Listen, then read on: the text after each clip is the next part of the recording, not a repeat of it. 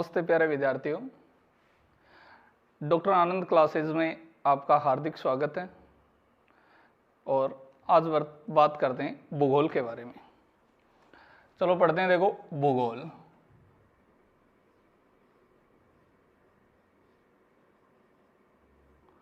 और भूगोल में सबसे पहले पढ़ते हैं भूगोल का हम सामान्य परिचय।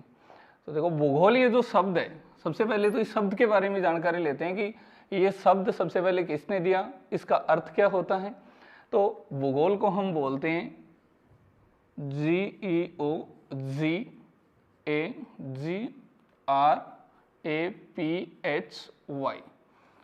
मतलब जियोग्राफी। तो अगर बात करें कि जियोग्राफी जो शब्द है, जियोग्राफी शब्द, ये शब्द कौन सी भाषा का है।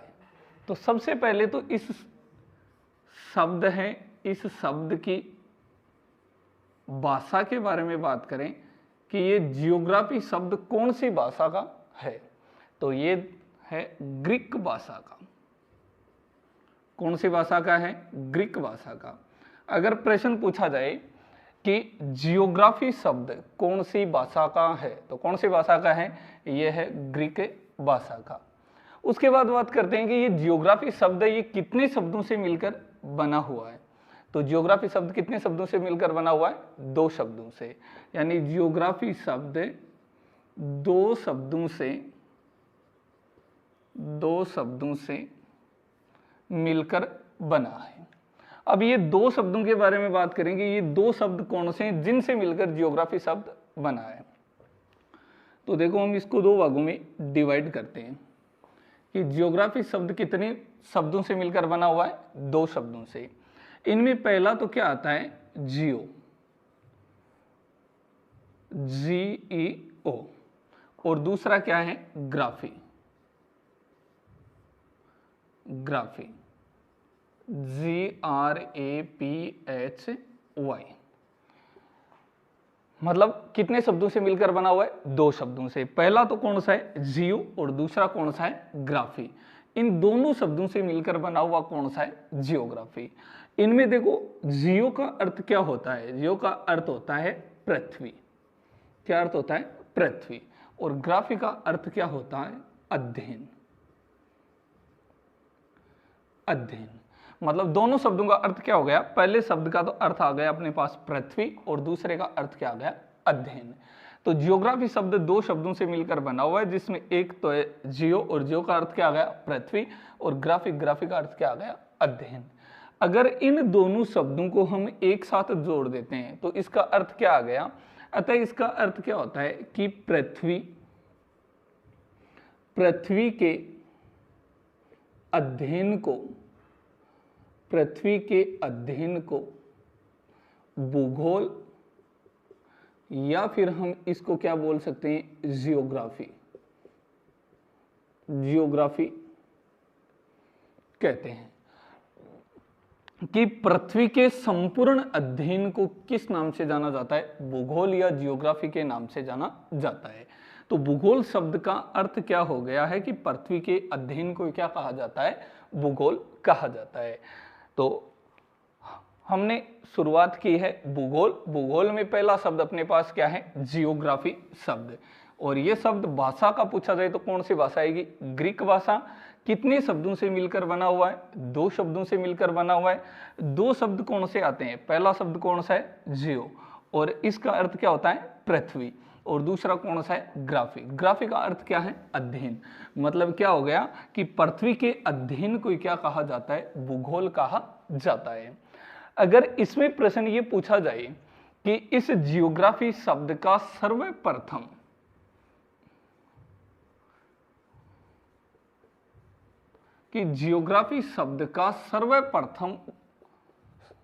सर्वप्रथम ये शब्द किसने दिया था? तो एक विद्वान था। कौन था? ग्रीक विद्वान। कौन था? ग्रीक विद्वान। और ग्रीक विद्वान के द्वारा ये शब्द दिया गया था। अगर उस विद्वान के बारे में बात करें तो इसका नाम क्या था?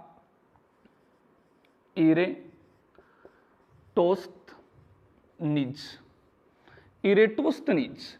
कि जियोग्राफी शब्द सर्वप्रथम किसके द्वारा दिया गया था? एक ग्रीक विद्वान था जिसका नाम था इरेटोस्थनीज। इरेटोस्थनीज के द्वारा जियोग्राफी शब्द दिया गया था। और प्राचीन जो जियोग्राफी थी उसके कितने भाग थे? 2। अब उन 2 भागों के बारे में बात करते हैं कि प्राचीन जियोग्राफी के कितने भाग थे। तो जियोग्राफी शब्द सर्वप्रथम ग्रीक विद्वान इरेटोस्थनीज के द्वारा दिया गया था। अब बात करते हैं कि प्राचीन जियोग्राफी के कितने भाग थे? 2 भाग। तो प्राचीन जियोग्राफी के 2 भाग थे। कि प्राचीन जियोग्राफी के कितने भाग थे? 2। अब प्राचीन जियोग्राफी के जो 2 भाग हैं वो 2 भाग कौन कौन से हैं उनके बारे में बात करते हैं। प्राचीन जियोग्राफी के 2 भागों में अगर पहले भाग की बात करते हैं तो पहला तो कौन सा आता है? व्यवस्थित भूगोल। और दूसरा कौन सा आता है? प्रादेशिक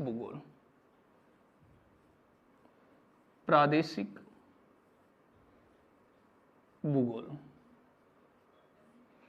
मतलब कि जो प्राचीन जियोग्राफी है उसके 2 भाग थे, एक तो व्यवस्थित भूगोल और दूसरा कौन सा गया? प्रादेशिक भूगोल। तो व्यवस्थित जो भूगोल है उस भूगोल में किसको शामिल किया जाता है?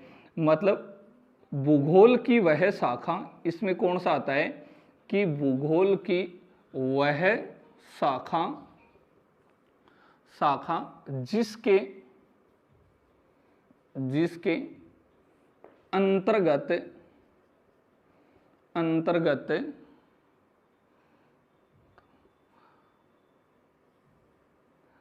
अंतर्गत किसी एक भौगोलिक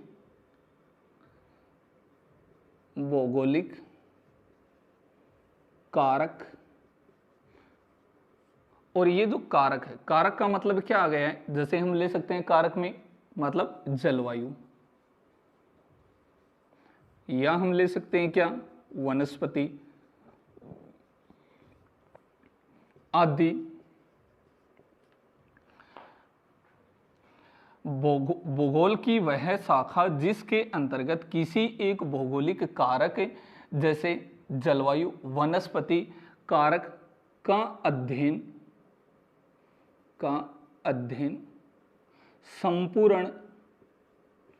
संपूर्ण पृथ्वी के लिए किया जाता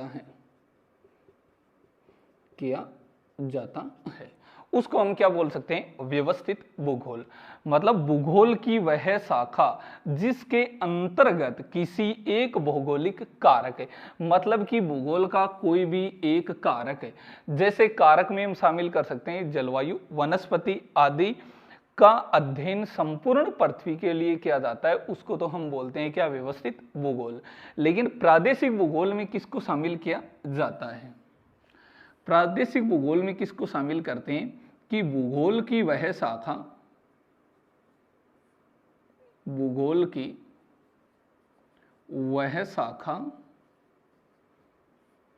जिसमें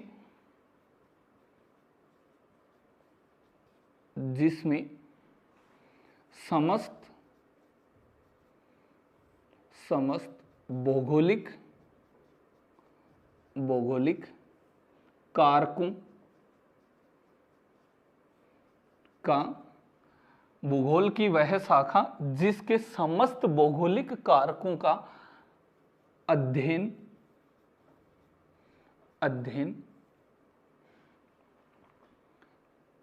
निश्चित प्रदेश, या फिर इस प्रदेश को हम क्या बोल सकते हैं? क्षेत्र में किया जाता है।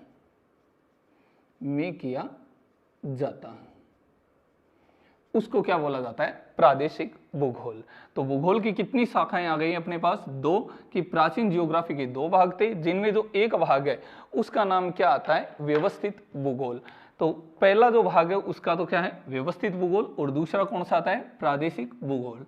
व्यवस्थित भूगोल कौन सा आता है? भूगोल की वह शाखा जिसके अंतर्गत किसी एक कारक, और कारक में जलवायु, वनस्पति आदि का अध्ययन संपूर्ण पृथ्वी के लिए किया जाता है, उसको बोला जाता है व्यवस्थित भूगोल। लेकिन प्रादेशिक भूगोल कौन सा होता है? कि भूगोल की वह शाखा जिसमें समस्त भौगोलिक कारकों का अध्ययन निश्चित प्रदेश या क्षेत्र के लिए किया जाता है, वो कौन सा आता है? प्रादेशिक भूगोल। लेकिन कई बार प्रश्न ये भी पूछ लिया जाता है, सीधा भूगोल का जनक नहीं पूछा जाता है कि जियोग्राफी शब्द का उल्लेख किसने किया था। तो सर्वप्रथम आपको बता दिया कि ग्रीक विद्वान के द्वारा किया गया था, लेकिन इसमें भी दो दो विद्वान और आ जाते हैं। देखो उनके बारे में बात करते हैं। अगर प्रश्न ये पूछा जाए कि प्राचीन व्यवस्थित भूगोल का जनक कौन था? तो कौन था? इरेटोस्थनीज। जिसने भूगोल शब्द का सर्वप्रथम उल्लेख किया था वही विद्वान था कौन से भूगोल का? प्राचीन व्यवस्थित भूगोल का जनक। अगर प्राचीन व्यवस्थित भूगोल का जनक पूछा जाता है तो कौन आएगा? इरेटोस्थनीज। लेकिन यही अगर यहां पर लेते हैं कि प्राचीन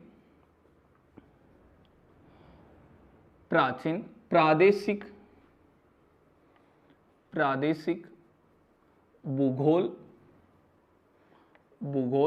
का जनक तो कौन था? हेकेटियस। अगर प्रश्न पूछा जाए कि प्राचीन व्यवस्थित भूगोल का जनक कौन था? इरेटोस्थनीज। प्राचीन प्रादेशिक भूगोल का जनक कौन था? हेकेटियस। लेकिन अगर प्राचीन का नहीं पूछकर आधुनिक का पूछा जाता है कि आधुनिक व्यवस्थित भूगोल का जनक, तो आधुनिक व्यवस्थित भूगोल का जनक कौन आएगा? अलेक्जेंडर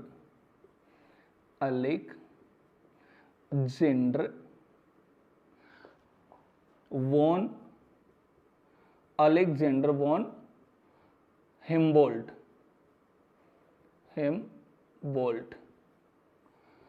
अगर आधुनिक व्यवस्थित भूगोल का जनक पूछा जाता है तो कौन आता है? Alexander von Humboldt.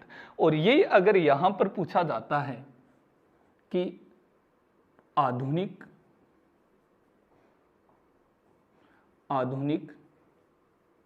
प्रादेशिक भूगोल का जनक तो कौन आएगा? Carl Ritter. कौन है?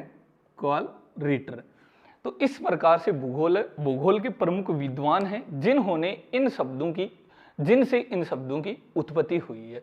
दोबारा देखो एक बार कि भूगोल प्राचीन, तो भूगोल में जो प्राचीन जियोग्राफी है और इसके कितने भाग थे? दो भाग, जिनमें पहला भाग कौन सा है? व्यवस्थित भूगोल।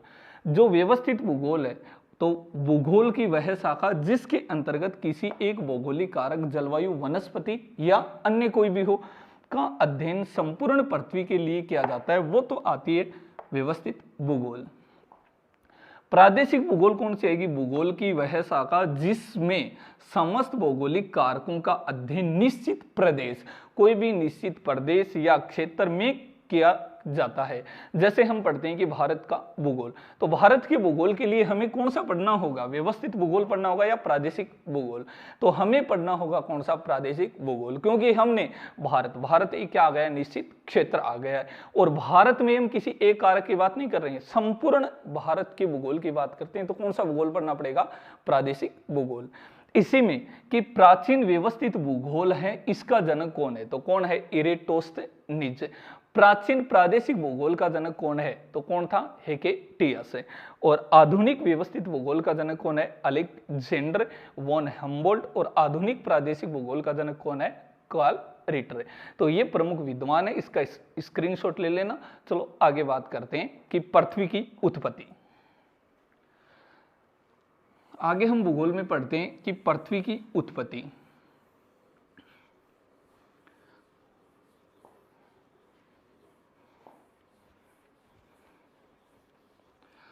भूगोल में हम पढ़ते हैं कि पृथ्वी की उत्पत्ति,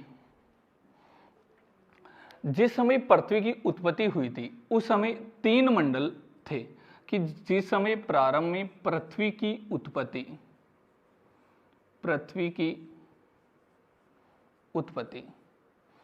और पृथ्वी की उत्पत्ति के समय यहां पर टोटल कितने मंडल थे? 3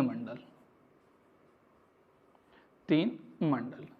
अब इन 3 मंडलों के बारे में बात करते हैं कि उत्पत्ति के समय 3 मंडल कौन कौन से थे, और भूगोल में हम पढ़ेंगे ये तीनों मंडल। जैसे पहले मंडल के बारे में बात करते हैं तो आता है कौन सा? स्थल मंडल। और दूसरा आता है कौन सा? जल मंडल। और तीसरा आता है कौन सा? वायु मंडल। कि पृथ्वी की उत्पत्ति के समय टोटल मंडल कितने थे? 3 में कौन सा है? स्थल मंडल, जल मंडल और कौन सा है? वायुमंडल। इनमें हम सबसे पहले पढ़ते हैं कौन सा? स्थल मंडल।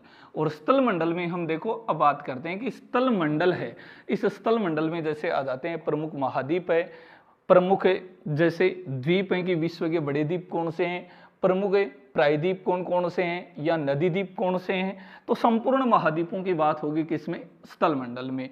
जो प्रमुख महासागर हैं उनकी बात होगी किसमें? जल मंडल में। और जो प्रमुख गैस व इन गैसों का आवरण है उसकी बात करेंगे किसमें? वायुमंडल में। तो अब हम सबसे पहले बात करते हैं कि पृथ्वी है, इस पृथ्वी की उत्पत्ति के बारे में। और उत्पत्ति में हम एक विद्वान का मत लेते हैं, वो जर्मनी का एक मौसम वैज्ञानिक था, कि पृथ्वी की उत्पत्ति के बारे में एक विद्वान का मत दिया हुआ है। और विद्वान कहाँ का है? जर्मनी का। कहाँ का है? जर्मनी का। जो जर्मनी का एक मौसम वैज्ञानिक था, मौसम वैज्ञानिक, और उस वैज्ञानिक का नाम क्या था? Alfred Wegener. तो हम पृथ्वी की उत्पत्ति के बारे में अल्फ्रेड वेगनर के सिद्धांत के बारे में पढ़ते हैं। अल्फ्रेड वेगनर का क्या कहना है कि पृथ्वी है, ये पृथ्वी में जो वर्तमान में पृथ्वी पर 7 महाद्वीप हैं, ये प्रारंभ में 7 महाद्वीप जुड़े हुए थे, एक साथ थे। सिर्फ ये एक ही स्थलखंड था, और ये एक जो स्थलखंड था ये एक सुपर महाद्वीप था। वर्तमान में तो महाद्वीपों की संख्या कितनी आ गई है? 7। और 2 या 2 से अधिक महाद्वीप अगर एक साथ जुड़े हुए होते हैं तो उसको क्या बोल दिया जाता है? सुपर महाद्वीप। और प्रारंभ में पृथ्वी पर कितने सुपर महाद्वीप थे? मात्र एक सुपर महाद्वीप था, और जो एक सुपर महाद्वीप था उसको नाम दिया गया था पेंजिया। क्या नाम दिया गया था? पेंजिया। और इसके चारों ओर जो विशाल जलराशि थी उस जलराशि को क्या कहा गया था? पेंथालासा। तो ये एक तो था महासागर और एक क्या था? महाद्वीप। ये अल्फ्रेड वेगनर के अनुसार है कि पृथ्वी निर्माण के समय, वेगनर था कहाँ का? जर्मनी का। कौन सा वैज्ञानिक था? मौसम वैज्ञानिक। तो इसके अनुसार जो 7 महाद्वीप हैं वर्तमान में, ये 7 महाद्वीप प्रारंभ में जुड़े हुए थे, और इस सुपर महाद्वीप को नाम दिया गया था पेंजिया, जो चारों ओर से विशाल जलराशि से घिरा हुआ था, और उस जलराशि को नाम दिया गया था पेंथालासा। इस वेगनर के अनुसार पृथ्वी का निर्माण भी कितने चरणों में पूर्ण हुआ था? 3 चरणों में। अब बात करते हैं इसके 3 चरणों के बारे में कि पृथ्वी का निर्माण 3 चरणों में किस प्रकार से हुआ था। और वेगनर का हम पढ़ते हैं सबसे पहला चरण। देखो पहले चरण के बारे में बात करते हैं।